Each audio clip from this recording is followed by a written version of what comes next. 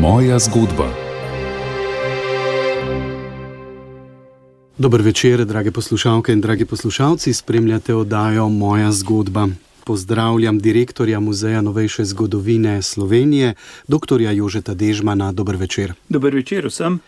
Današnja oddaja bo zelo posebna, namreč prvič, odkar so posnetki nastali, bomo lahko slišali pričevanje nekoga, ki je izvajal vosovske umore.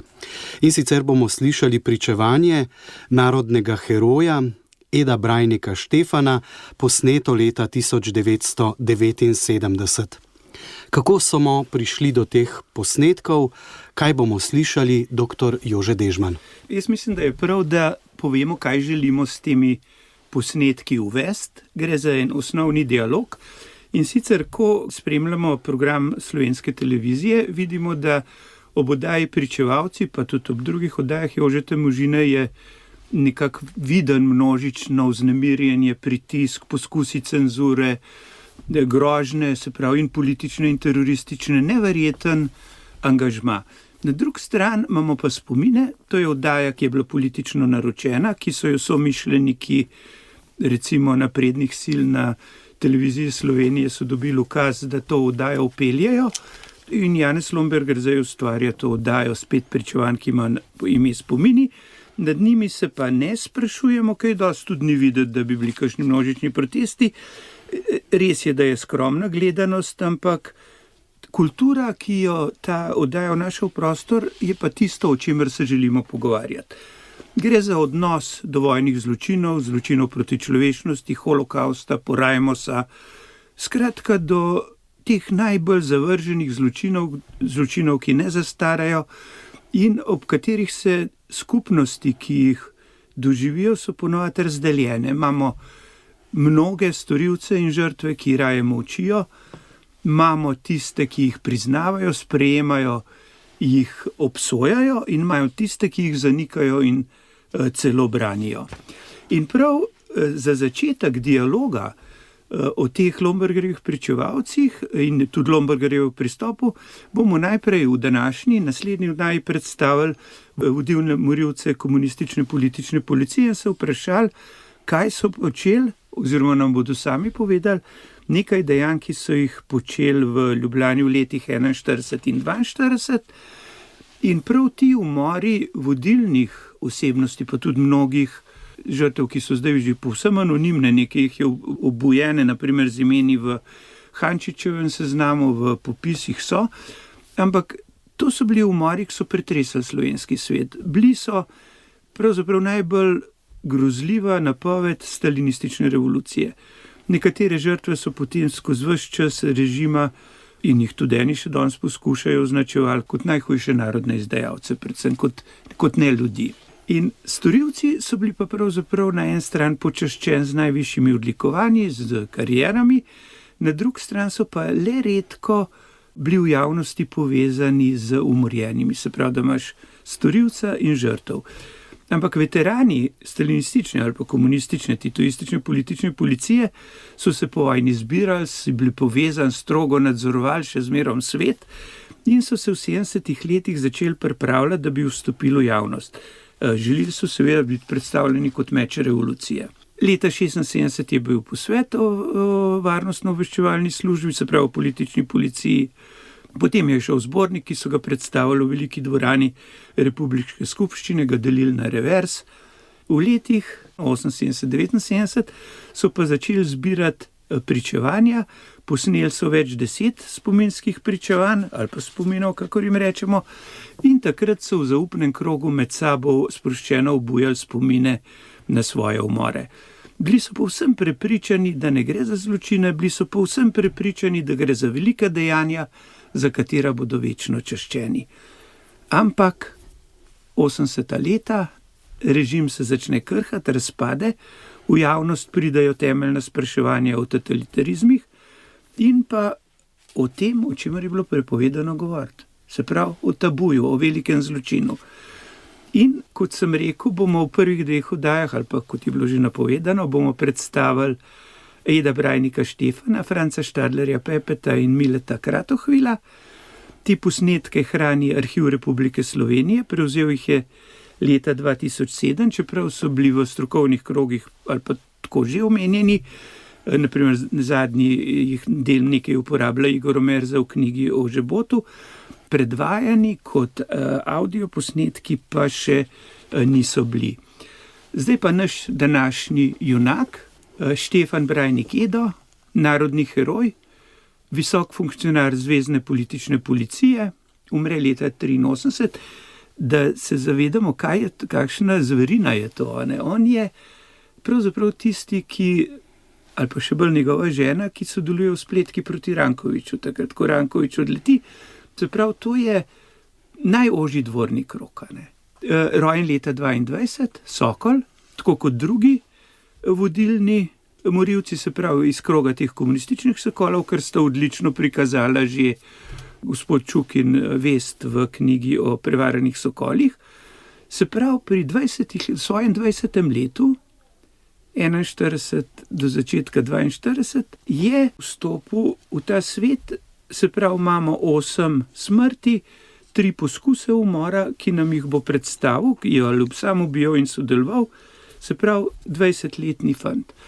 V morilski posel njega in tudi druge upeljejo komunisti, ki jim je to že po naravi revolucije naravno stanje, in tudi Brajnik se povsem počuti vojščaka partije.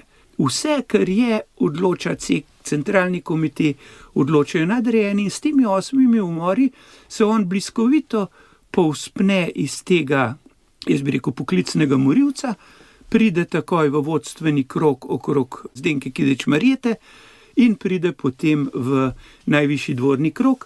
In je treba povedati, seveda, skoraj vsi narodni heroji, ki so vojno preživeli, so zaslužni predvsem kot morilci lastnega naroda, ne? Bolj kot v borbi proti okupatorju. In zdaj, ko bomo začeli našo pripoved, je prva zgodba, on govori da je prišlo do kojega kontakta z Italijani, ampak to ilustriram zato, ker ta domnevni umor, jaz nisem najdel podatkov, kdo bi bil ta italijanski agent, ampak gre za to, da seveda se je to dogajalo v okupirani Ljubljani. Italijani so tukaj, ampak takile spopadi z Italijani so redki. In italijanske žrtve minimalne. Po uradnem spisku italijanskih izgub se njihove žrtve začnejo šele septembra 1942. Ampak poslušajmo. Tukaj smo tudi začeli prve akcije. Franci Nebec je imel organizirano svojo borbeno grupo, kateri sem se tudi jaz priključil. Kasneje sem v teh borbenih akcijah, razen z Nebcem, sodeloval z brati Babniki. Sodeloval sem potem na terenu še z Marušičem, narodnim herojem, ki je padel na Primorskem, in smo skupaj izvajali razne akcije na železnici, rušili telegrafske drogove, prekinjali telefonske zveze. Z Nebcem, Francitom smo šli, to mislim, da je treba povedati, na eno večjo akcijo na Tržaško cesto, pa smo na Brdu pri Ljubljani srečali italijansko patrolo, oziroma patrola je bila sestavljena od enega policaja in slovenskega in italijanskega agenta, ki so mene ustavili in me je italijanski agent legitimiral. Bil sem oborožen in sem takoj streljal. Slovenski poročevalec je objavil to akcijo, Italijan je bil mrtev, medtem ko smo Slovenca pustili pri miru. To je bila moja prva borbena izkušnja. Tako, to je bil prvi del pričevanja Eda Brajnika Štefana, posnet leta 1979. No, in zdaj gremo pa naprej k slovenskim žrtvam. Brajnik se sklicuje, da gre za umor nekoga, ki ga tukaj v tem, to, kar bomo slišali, ne omenja, sklicuje na slovenskega poročevalca, tam piše, da je 29. avgusta na Brdu pri Ljubljani bil ustrejen denunciant, potem je pa ena verzija spominov, kjer Brajnik napiše, da je Jože Sluga, se pravi nadrejeni komunist, dal direktivo Dravljski grupi, da likvidira izdajalca Kristana. Takrat prav, da naj bi bilo tam ime in datum v Slovenskem poročevalcu, ampak tam ni imena. Prav, da so ga poklicali na Brdo in da naj bi bil to neki Kristan, Krovec. Tja naj bi ga zvabil gostilničar Brdnik, naj mu popravi streho, ampak Kristana v tem času kot žrtveni ne pri Hančičevi raziskavi, ne v popisu Inštituta za novejšo zgodovino. Gre pa za to, da preprosto Brajnikovi bilo čisto vsem, koga je ubil pravzaprav. Ne spomnim se jih. Hujše je pa tisto, kar bomo slišali. Ustrelili smo ga in povedati moramo, da je ta akcija prav porazno delovala na nas. To je bil prvi človek, ki ga v zasedi počakaš in ga ubiješ, in smo bili vsi iz sebe. Par dni pravzaprav nismo vedeli, či smo pripravi ali nismo. Se pravi vest. To je pa tisto, kar pravzaprav ta pripovedovanja kažejo, s kakšno muko so prešli preko tega, da jih zločin ni zlomil. Ampak poslušajmo to pretresljivo izpoved. Istočasno, 16. avgusta sem bil opozorjen tudi, da je začela provala med to našo staro srednješolsko organizacijo Skojevsko, kjer so jih precej zaprli in so nekateri se slabo držali, tako da sem bil opozorjen, da me ne iščejo, da me že iščejo, in sem se 16. avgusta preselil definitivno v ilegalo in se preselil k Babnikovi v Dravlje. Babnik je bila kmetija na Kamnogoriški cesti. Že kot ilegalc sem dobil nalogo, da skupaj z Babniki na sestanku, ki ga je vodil Sluga Jože, ustrelimo sodelavca okupatorja. To je bil neki Krovec iz Dravl, ki je sodeloval s Italijani, in smo ga mi zvabili, da bi prišel pokrivati streho v Brdniku, to je na Brdu. To akcijo smo izvedli, Štefan Babnik, Miha Babnik pa je jaz, in smo ga ustrelili. Moram zdaj povedati, da je ta akcija porazno delovala na nas. To je bil prvi človek, ki ga v zasedi počakaš in ga ubiješ. In smo bili vsi iz sebe. Še par dni nismo vedeli pravzaprav, če smo pretapravi ali nismo. Ja, težko je prestopiti ta Rubikon umorov, ampak po prvem umoru so stvari stekle do te mere, da se o moralnih vprašanjih več niso spraševali, ampak so bili pripravljeni pravzaprav na vse. Doktor Jože Dežman. No, zdaj bomo slišali dva primera, ko je pripravljenost je že bila, samo še te morilske veščine ni bilo. Gre pa, seveda tukaj gre pri Brajniku za trofejni lov. Tarči sta bili general Lev Rupnik in pa kasnejši šef domobranske politične policije Lovro Hacin. Poslušajmo, kako je pravzaprav Brajniku nerodno, ko še ni znal dobro ubijati. Sluga Jože, pa verjetno tudi Dolinšek, sta mi naročila, da ne enega dne, to je bilo konca avgusta, približno je moral biti, da naj počakam na Podotiški cesti pred Mitnico. Da bo prišel en tovariš, ki mi bo dal naloge in da bom v bodoče z njim povezan. Ta tovariš je bil Robert France. Imela sva kratek sestanek v Gozdičku ob cesti, kjer mi je razložil, da se formira nova organizacija, neke vrste GPU. To formulacijo sem še kasneje zasledil tudi pri tovarišu Kardelju. Vprašal me je, če sem pripravljen v taki organizaciji sodelovati, da se bo obračunavala z izdajalci. Ko sem pristal na to, je bila prva naloga seveda spet Rupnik. Tudi on mi ni vedel nobenih podatkov povedati in je meni prepustil, da to akcijo izvedem, kako vem, in znam, ampak da je treba to čim prej narediti. Rekel mi je, naj na začetku zapustim to staro družno, da tako rečem, Babnike in vse to v Zgornji Šiški in da naj se vežem izključno na njega in da naj ostale pustim na njihovih zvezah, tako kot so vezani. Najprej sem sam hodil dol na Vič. Potem sem pač ugotovil, da ne morem jaz akcije kar tako izvršiti in da bo treba to narediti v hiši. Po dogovoru z Ravbarjem sem se povezal z Nepcem, Francetom in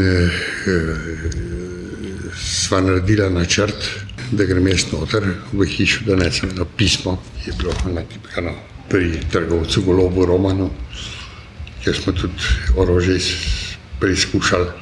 In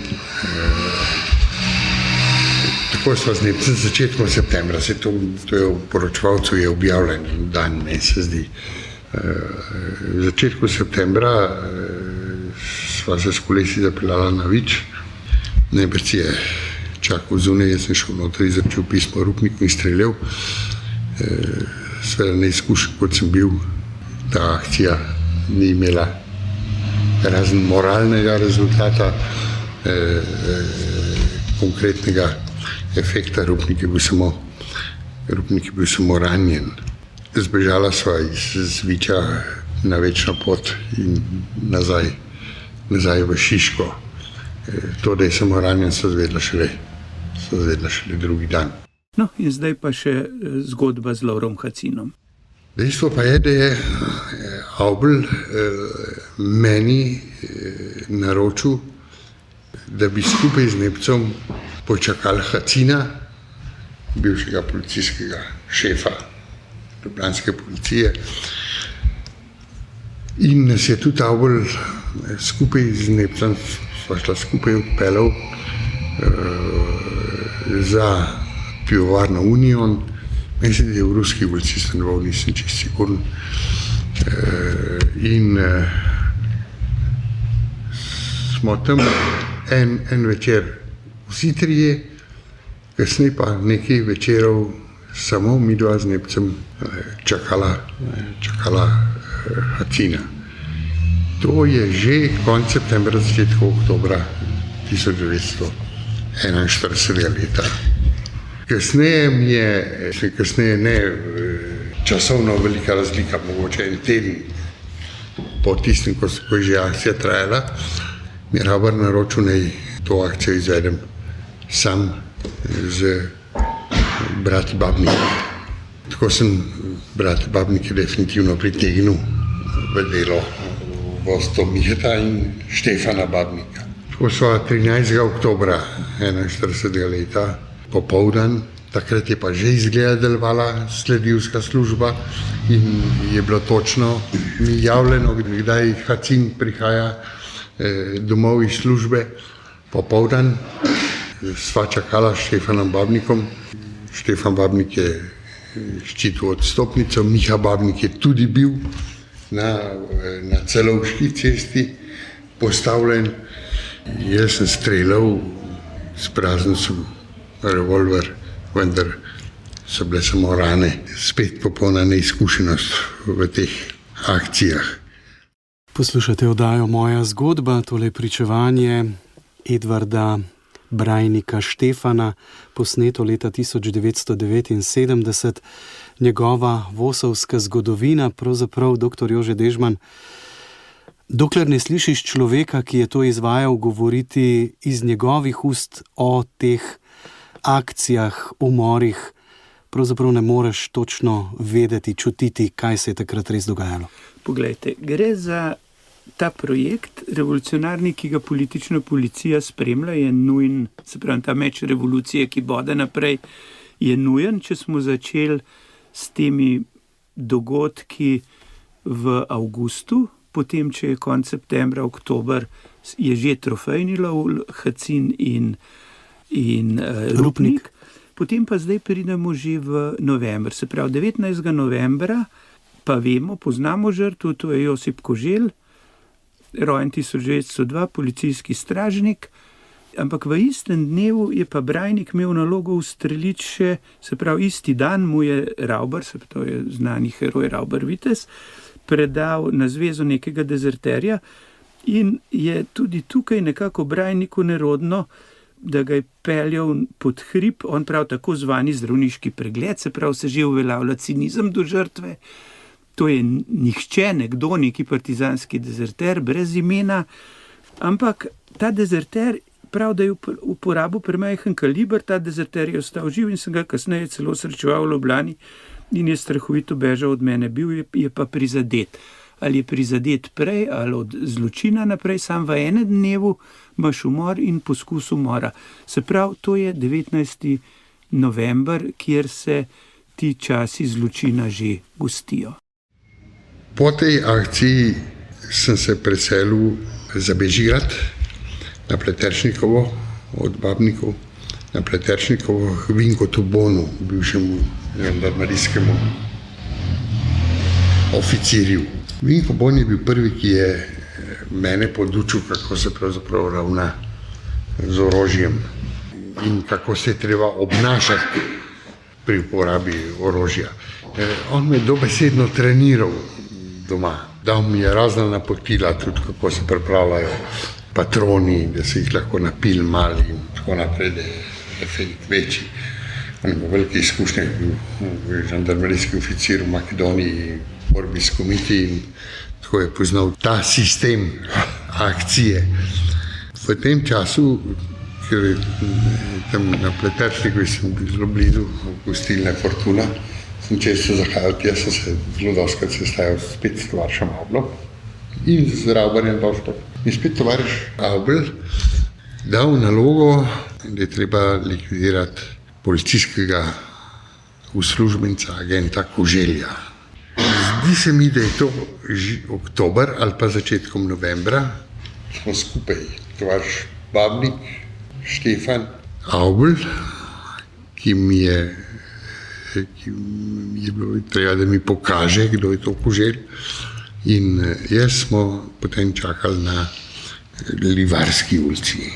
To je iz Parmove ulice, ki gre na Titovo, današnjo Tiršovo takrat. Avbl mi je pokazal Koželja in jaz sem streljal uspešno.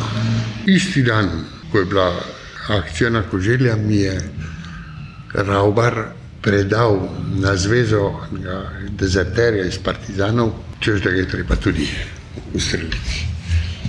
Tako da sem isti dan dopoldan zjutraj Koželja, popoldan sem peljal tega dezerterja na tako zvani zdravniški pregled pod hribom v Šiški in ker sem uporabil premajhen kaliber, je ta dezerter ostal živ in sem ga kasneje celo srečal v Ljubljani,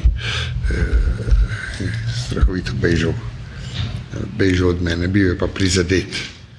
Ja, to so vse kraji tukaj v bližini, prav teh krajev, kjer snemava zdaj tole oddajo Moja zgodba. Doktor Jože Dežman, kje bova nadaljevala?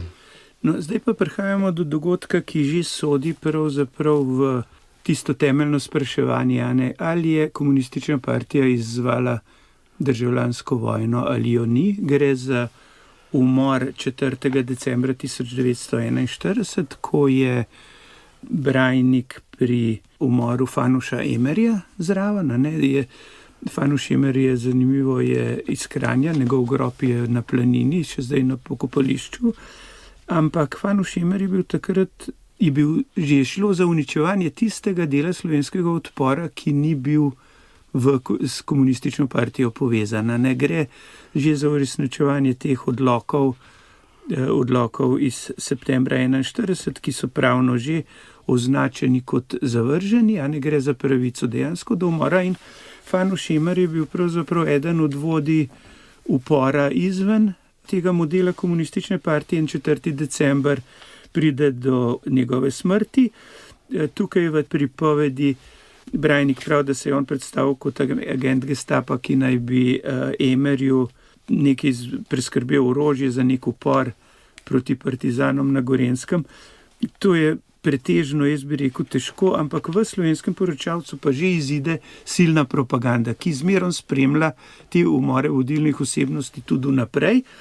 Tukaj pa piše agent Gestapa 5. kolone in protinarodne zarote, justificiran, to je ta grd izraz za umor, se pravi Fanuš Šemer naj bi pripravljal s kaplanom Glavačem umor uglednega katolika, naj bi celo, najlepša je 3. točka, Fanuš Šemer je pripravljal umor profesor dr. Erlicha, ki ga seveda 26. maja, ker bomo v naslednjih oddajah bolj spoznali, umorita Kratohvil in Štadler. Fanuš Šemer naj bi pripravljal poboj Casarja in Žebota. Se pravi Žebota, ki je slučajno zaspal in ni bil umorjen, in Casarja, ki so ga umorili. Potem je pripravljal umor 3 aktivistov OF in je najel večje število kriminalnih tipov. Poglejte, to je klasično predstavljanje svojih zavrženih dejanj, ki jih pripišeš svojemu sovražniku. To je partijski model, ki ga pripišeš Fanušu Emerju. Seveda raziskave bodo lahko še pokazale, kaj je bilo, kaj ni bilo. Zanimivo je, da v ponatisu Slovenskega poročevalca navedejo pa kar citat iz Slovenca, Slovenca se pravi protikomunističnega časopisa, lahko rečemo kolaborantskega, če hočemo, ker je izhajal pač v času okupacije. Pokojni Emer je začel zbirati okrog sebe mlade fante, ki so bili prežeti enakih idealov protikomunistične borbe ter jih pripravljati na obračun z zločinskim komunizmom. Njegova akcija je bila zelo učinkovita in tako naprej. Se pravi, je kljub vsemu gre za ta temeljni državljanski spopad. Ampak vidimo, da na eni strani je ta ostrina, se pravi, že decembra 1941 so tukaj pozicije državljanskega ne povsem jasne in tudi jasno je, da ni videti, da bi iz Emerjeve skupine kdo koga umoril. Lahko se pogovarjamo, če so bile ali zdaj denunciacije gor in dol, ampak nedvomno je umorjen Fanuš Emer, ni umorjen Edo Brajnik.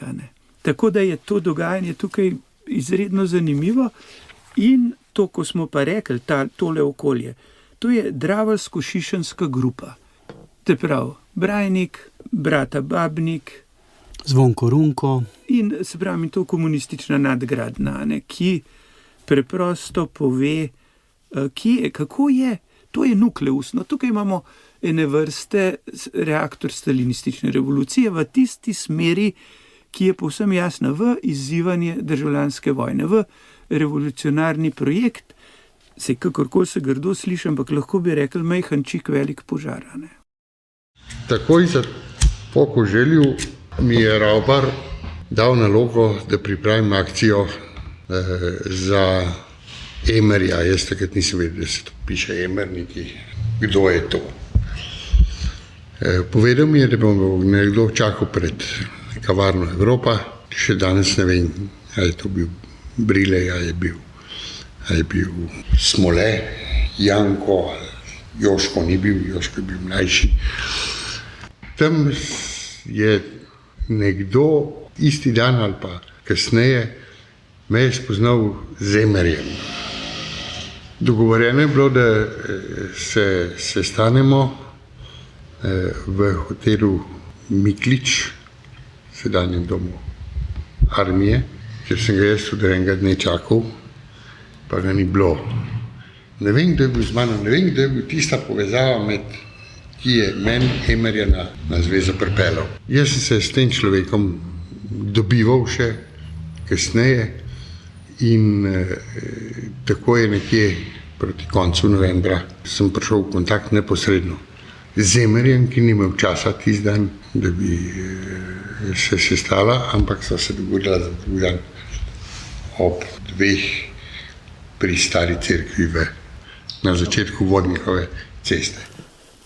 Motivacija, jaz sem bil agent Gestapa, ki bi Emerju moral dati eno gotovo skladišče orožja za edinico, ki bi jo Emer formiral. Predstavljen sem bil Emerjev kot gestapovc, ki mu bom to orožje preskrbel. Tukaj moram povedati sledeče.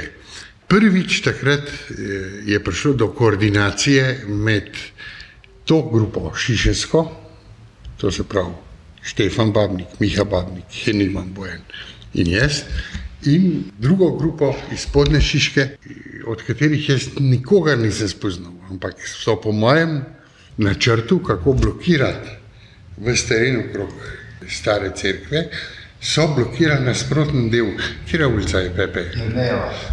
Jernejevo ulico in izhod proti Spodnji Šiški. Kdo je bil v tej akciji iz druge grupe, ne vem. To bo najbrž vedel to Štadler. Vem pa, bil je pa sigurno Božič Brane, ampak ni bil sam. Ni bil sam, moral še nekdo drugi biti. Božič Brane je to meni kasneje prepodval. Emer je prišel, akcija je uspešno izvedena, objavljen je bil komunike. V akciji so sodelovali, sem rekel, kdo že vse, ta cela Zgornja Šišenska grupa. To je pravzaprav prvi komunike, ki je bil objavljen in je podpisana informacijska pisarna OF. Z Emerjem se je pravzaprav končalo eno obdobje tega mojega samostojnega dela z Šišensko grupo. V oddaji Moja zgodba poslušate posnetek pričevanja Edvarda Brajnika Štefana, narodnega heroja.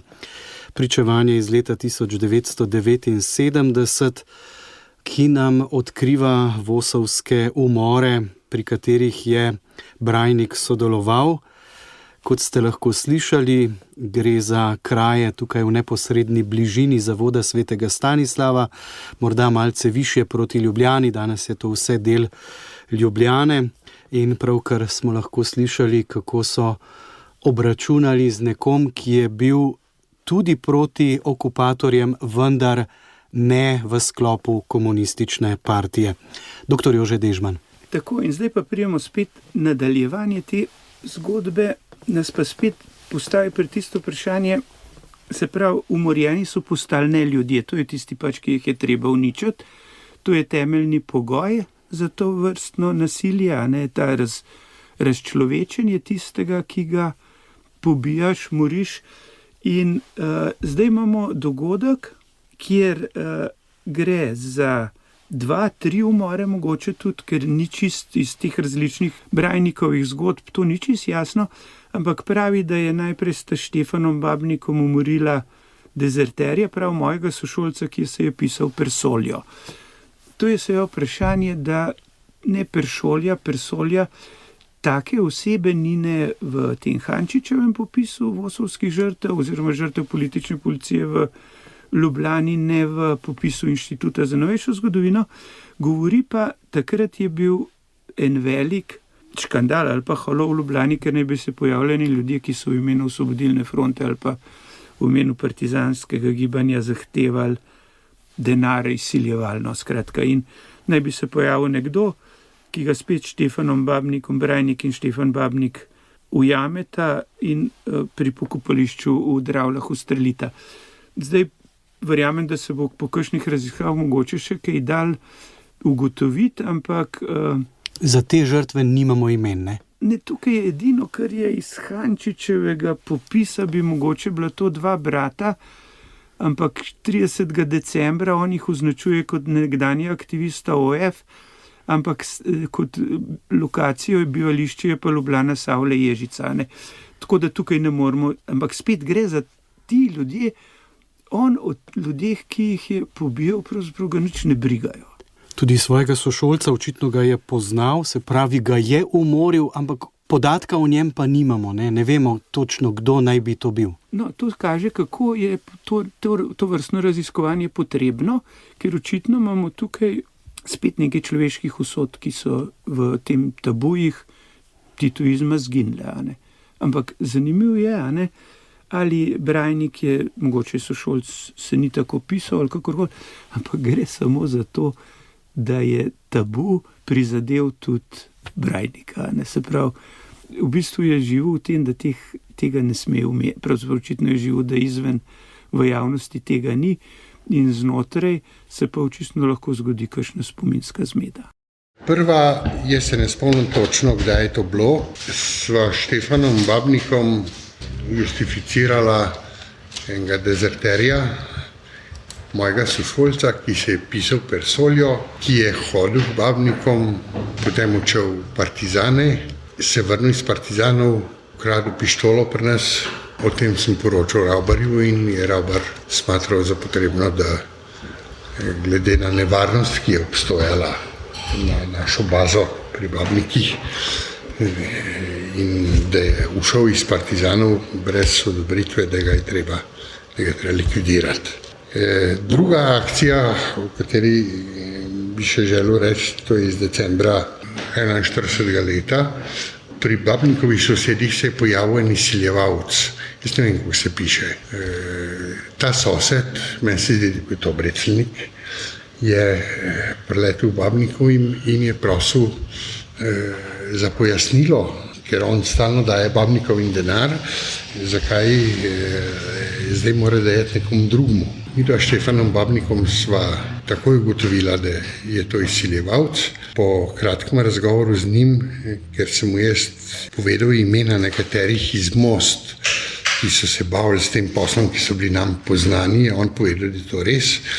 Sem se seveda predstavil tudi jaz kot tak izsiljevalec in sva ga Štefanom Babnikom odpeljala proti pokopališču v Dravljah in tam ustrelila. Človek ostane brez besed, saj jaz sem ostal brez besed, tako nekako benevolentno za zidom pri pokopališču v Dravljah. Morda so ga dr. Jože Dežman tudi tam pokopali? No, se to kaže na potrebo nadaljnjih raziskav, predvsem gre pa za to, da se zdaj sprašujemo, kaj se ve, tisto, ko smo začeli. To je seveda vprašanje Janezu Lombergerju. To je leta 1979 se kljub tem luknjam, ki so pa bolj ideološke kot mogoče kaj drugega, cenzure, je vidna velika skrbnost, velika inventurna skrbnost, kaj se je dogajalo. Lahko rečemo večja resnicoljubnost, kot pa danes, recimo. No, gre za, spomnimo se. Takrat se še spomnimo. Takrat se spomnimo, to bo zelo pomembno pri analizi primera Miloša Kobala, ki pa pri Lombergerju nastopa. Ampak naslednja žrtev je 5. januar 1942, v popisih je Janko oziroma Ivan Polak, rojen leta 1907, policist, Brajnik ga mogoče poviša v policijskega inšpektorja, ampak opis Brajnikov je lapidaren, ampak enostaven. On in Štefan Babnik. Medtem, ko se je pripravljala akcija na Praprotnika, sem dobil nalog, da je treba likvidirati Polaka, policijskega inšpektorja, ki je prve dni januarja 42. leta prevzel dolžnost šefa ljubljanske policije. Štefanom Babnikom sva dobila podatke, da od sledilcev, da se hodi sprehajati v Tivoli, svojo ljubco, in sva ga v Tivoliju pri Jakopičevem paviljonu bivšem, oziroma na tisti zvezdi, tam tudi dobila in ustrelila. Zdaj pa v oddaji Moja zgodba še opis umora zelo pomembnega podjetnika tistega časa. To bi lahko rekli, da gre za umor, v tem primeru razrednega sovražnika. No in tudi političnega. Gre za Avgust Praprotnik, datum je 20. februar 1942. Tukaj pa zdaj bi rad opozoril nekaj. V teh pričevanjih posnetih je Praprotnikova zgodba spet, če smo mal cinični, kot češnja na tortici, kot smetanca na jagodah. To je bil njihov največji rezultat. Oni se, cela druščina, ki je, takrat je to pa že morilska mašinerija. Imamo tako imenovane sledilske skupine, ki žrtev spremljajo, opazujejo, To je cela vrsta deklet, ravno tako starih 19-20 let, ki vedo, zakaj se gre. Pustijo študij in se posvetijo morilskemu poslu. Opazujejo, zasledujejo, zalezujejo in one so tiste, ki žrtev potem identificirajo storilcu, je že mehanizem prenašanja orožja, dobavljanja orožja, je že mehanizem avtomobilov, ki čakajo, poti pobega, ki so načrtovane.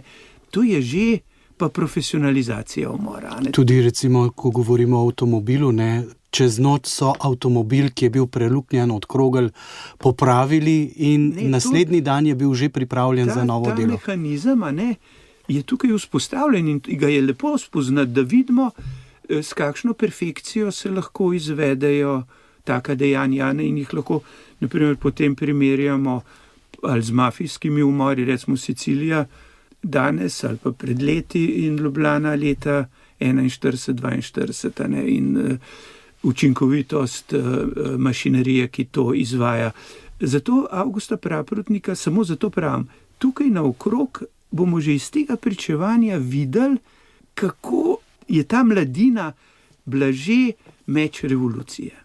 Kako je ta mladina reagirala na partijske ukaze, na partijski pritisk, centralni komitej zahteva, hočemo to.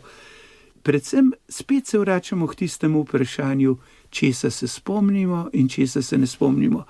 Umor Avgusta Praprotnika je bil izbrušen diamant v spominih teh ljudi. Tem je trajala akcija na Praprotnika. Jaz sem že povedal, da so za to akcijo bile zbrane vse grupe, skoraj ljubljanske. Del je bil angažiran na sledenju. Za samo akcijo smo bili pa odrejeni Štefan Babnik, Zvone Runko, Brane Božič in jaz. Brane Božič in Štefan Runko ne bi ščitila odstopnico, mi pa bi morala izvršiti akcijo. Vendar se je ta akcija zapletla. Sledilci so nam javili, da je odšel na Golovc na sprehod. Mi smo šli za njim na Golovc in v Štepanjo vas v gostilno, ne vem, kako je zdaj ime tej gostilni, kjer naj bi bil Praprotnik. Nisem popolnoma siguren, vendar skoraj lahko trdim, da je Viktor Zakrajšek šel v gostilno pogledati, če je Praprotnik tam, ugotovil, da sedi za mizo pri vratih, na kar smo mi prišli in bi skoraj po nesreči ustrelili sodnika Tominška. S tem se je akcija na Praprotnika provalila in Praprotnik je postal zelo oprezen, dobil je detektiva, ki je bil pa naš sodelavec, to je bil Tabernik. S Tabernikom je bilo dogovorjeno tako, da mu, če gre Praprotnik iz stanovanja, da ga pokliče in mu pove, v kateri uri mora biti pri njemu, da ga bo spremljal. Tabernik nas je obvestil, ko smo po dolgem čakanju izvršili akcijo. Akcija na Praprotnika se je vlekla par mesecev. Kaj je predhodno, preden smo mi dobili nalogo, da je treba Praprotnika likvidirati, ne vem. To ve Lidija Dermastija. Akcija se je takrat pripravila v njegovem stanovanju, v sporazumu z Praprotnikovo ženo. Ta del meni ni poznan.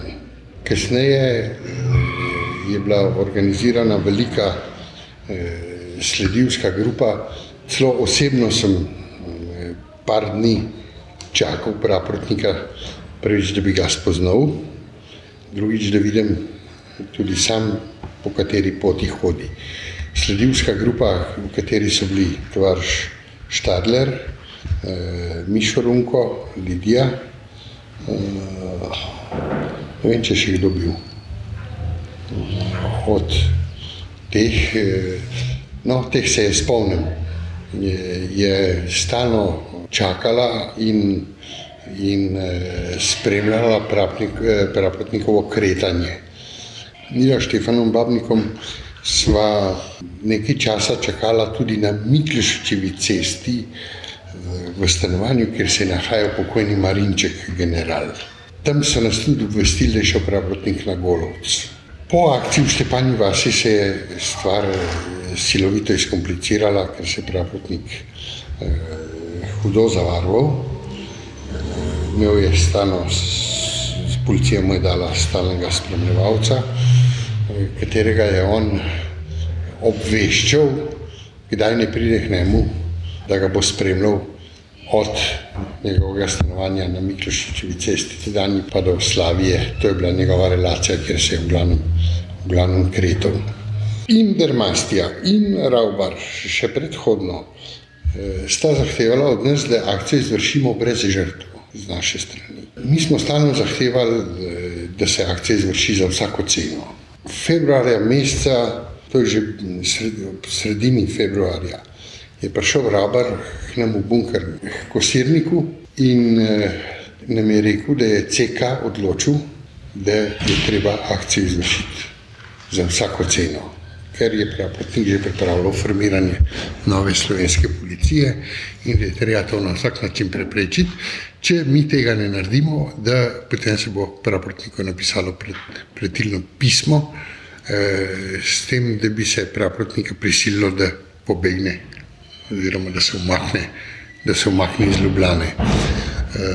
Nekaj dni potem so nas obvestili, da je tabornik javil, oziroma da je ta spremljalec njegov, takrat nismo vedeli za ime tabornik, javil, da ga je naročil ob 4 popoldan. Sva videla s Štefanom Babnikom čakala v Dalmatinovi ulici. Akcija je bila tako pripravljena, da bi se umaknili, da bi jo izvršili v Dalmatinovi ulici, se umaknili skozi dvorišče, kjer so stanovali Smoletovi. Zdi se mi, da je bil Jože Smolet tisti, ki nam je dal ključ od dvorišča in potem bi preskočili zid v sosednje dvorišče. Avto nas je pa bi nas čakal pa v Tavčarjevi ulici. Tega dne je praprotnik res prišel, vendar je Štefan Babnik, ki je imel silno slab občutek, da bo v tej akciji padel, zadržal me in rekel, ne danes, ampak deva kdaj drugič. Naslednji dan smo spet dobili obvestilo, da je agent naročen, policijsko spremstvo, in sva spet čakala na Dalmatinovi ulici. Medtem pa nas je Zvone Runko, ki ga je obvestil Pepe, ki je sledil praprotnika, nas je obvestil, da ni šel po Dalmatinovi, ampak da je šel v bife v Tavčarjevi ulici. Takoj smo se odločili, da akcijo izvršimo kar v Tavčarjevi ulici. Akcijo smo izvršili v Tavčarjevi ulici in v samem bifeju.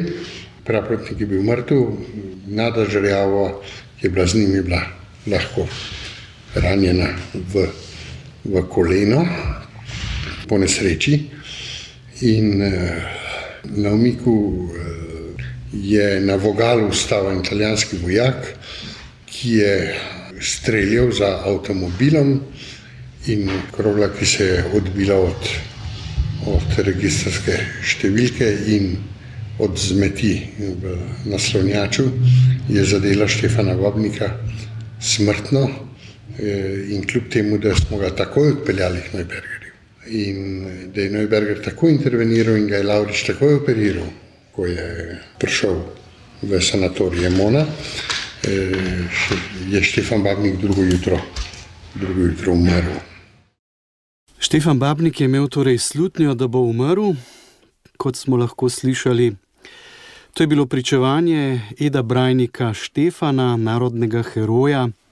Naj povem, da v parku pred ljubljanskim Nebotičnikom še vedno stoji spomenik ilegalcev. Pred bivšo stavbo centra politične policije. Da, to je tudi stavba Slavije tam, seveda. In to je pravzaprav spomenik vosovskemu likvidatorju.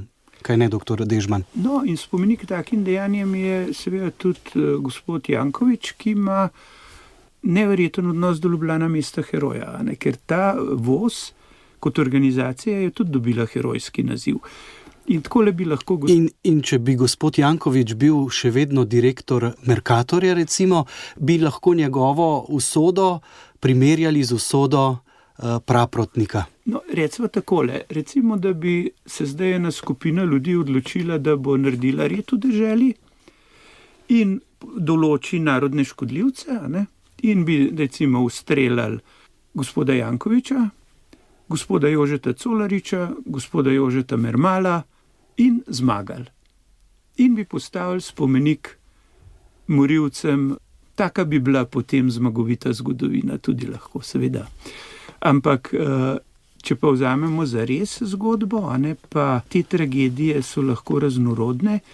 Jaz bi rekel, pred Moderno galerijo stoji spomenik sinu arhitekta Vurnika, ki je tudi kot dijak Vosovc tam padel, pokopan na Žalah, potem prekopan v impresivno grobnico v Radovljici, in očeta Vurnika to ni nič zavarovalo pred kulturno-političnim preganjanjem. In se pravi, oče in mati mladega Vosovca jima ni nič pomagal, da je sin padel na pravi strani, ampak drugače se lahko vprašamo, kaj bi Edo Brajnik povedal našemu Janezu Lombergarju, če bi nastopal v oddaji Pričevalci. Mogoče povejva še to, da Eda Brajnika Štefana povezujejo v nekem članku, smo zasledili, oziroma išla naj bi celo neka knjiga, da naj bi bil to slovenski Schindler. Se pravi, tisti, ki je reševal Jude, no, na drugi strani pa je seveda pobijal lastne ljudi. No, poglejte, v slovenski biografiji je članek o Brajniku napisal kolega Guštin Damjan, tudi slučajno teh dogodkov, ki se jih Štefan tako dobro spomni, ne omenja, in tudi ne pove kaj dosti o tem, kar smo zdaj rekli.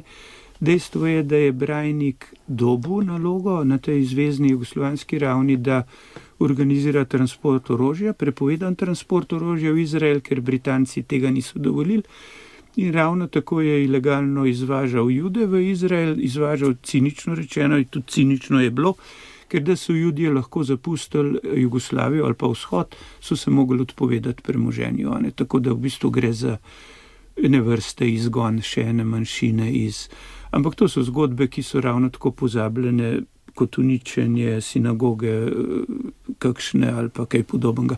Tako da je ta neokusna primerjava s Schindlerjem v Brajnikovem primeru žal ne zdrži.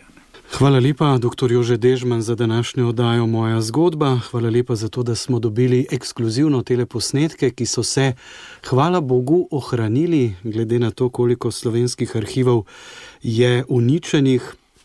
Je tale v Arhivu Republike Slovenije celo v audio obliki.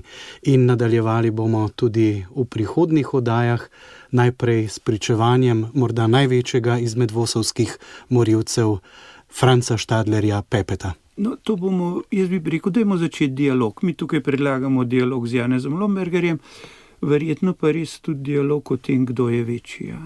Lahko noč. Lahko noč. Moja zgodba.